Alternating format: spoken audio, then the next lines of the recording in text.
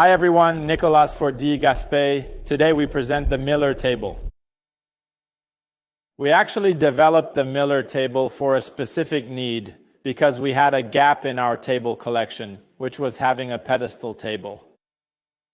In fact, throughout the years, quite a few people have come to us who either did not want legs at every corner for any reason, or who had a built-in bench installed in their kitchen, so they obviously could not have a leg at every corner to allow them to, which would prevent them from sliding actually on the bench. So it was important in our line of tables, it was important to have a pedestal table. We decided to focus on this and design the Miller table.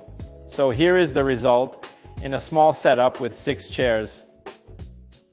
Here, before your eyes, we have the 4084 table made of white oak. But the table comes in other sizes too. Think of sizes like 36 by 60, 36 by 72, 40 by 84, 42 by 96, and the huge 42 by 108. Also, well, here we see it in white oak, but like all other DE Gaspé furniture, you could have had it in yellow birch or walnut. Only small thing to note is that the fluted wood actually, the material we use to manufacture the base is not available in two-tone birch. The specific birch we use for our DE Gaspé furniture. We don't make that, we buy panels and machine them simply. It is not available in yellow birch. So if you choose the yellow birch table, the base will be white. Whereas if you choose the white oak table, the base will be white oak. And the same goes for walnut. The walnut table will have a walnut base. The main challenge when we think about designing a pedestal table, it is not so much for large tables, but rather for small tables. Because if I sit down at the table, as I'm about to do right now, it is important to think that when I'm sitting at the table or anyone of a standard height, we need about 14 inches for our leg space, as my knees probably reach about here underneath the table. So the central base of the table cannot be too big. We are constrained on the size of the central base. So we can consider that on smaller tables, say a 36-inch wide format. If I remove 14 inches here and 14 inches on the other side, that makes 28. 36 minus 28 is 8 inches. So that leaves us with only 8 inches to create a base if we want to provide the necessary space. So you can understand that an 8-inch base would not be stable enough for a 36-inch table. So we had to rethink our design, and here is the solution we came up with. That's how it's made.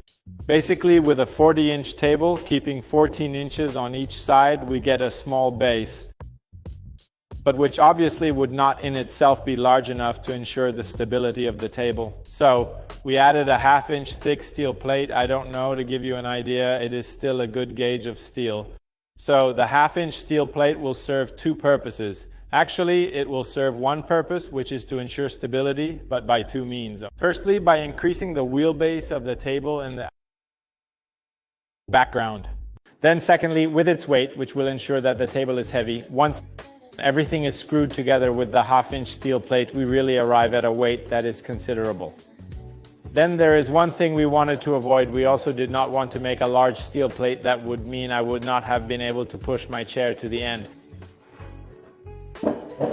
In this case, we have a chair that fits in the center, and there is a chair that fits at each end. But in other table formats, or if you have large chairs or just 2 chairs on each side, you could have positioned the chairs in that way, one on each side of the base, then leave that one aside. So that really gives you the possibility to push your chairs all the way in. It leaves space for your knees, and we still end up with a table design that is balanced and beautiful. In any case, we like the entire design, as much the design of the base as the little shape on the table that we worked on, with a small 10 degrees on the top and a 15 degrees underneath. So a beautiful table shape that we like. So those are the reasons that led us to design it, and the reasons behind that design, which at first glance can sometimes seem a little bit weird. You wonder why they put this big steel plate underneath, but here it is, we told you in the last minute. So here, before your eyes, we have the table in its 40 by 84 version in white oak. So the way the table is designed, actually, it is a design that is quite simple. Let's say we start with the base which is here, underneath the table, which is simply a plywood frame, actually, with several levels, and plywood supports that are all assembled together. Then they are covered with this fluted wood, which we call fluted wood. Actually, it is wooden half moons that are all glued onto the plywood base. Underneath is the big steel plate, screwed with 4 3/8" bolts. It's heavy-duty, countersunk bolts. In fact, the steel plate is milled, so the screws are fully recessed into the plate. Under the top, we have a big steel frame, which is also bolted into the plywood base, which acts as a frame for the tabletop. So the tabletop is not structural at all. It is just placed there at the end of the table assembly. We simply set it down. You cannot get it wrong because the steel frame is recessed into the top. So it is basically like a sandwich. We have the steel sheet, the base, then the large frame, and then we dress that up using the solid wood top. So for someone who chooses to pick up the table themselves rather than having it delivered and assembled by our delivery team, well, the only thing that is a bit tricky is the weight of the base. It is a fairly heavy base. I would say it must weigh a good 100 to 150 pounds. I do not have the exact weight on hand, but it is still quite heavy. But it is very easy to assemble. Everything is pre-drilled. Assembling the steel frame onto the base is really child's play. It does itself. Obviously, you just have to set it down and put the screws back into the holes that are already pre-drilled underneath as well. So, there you go.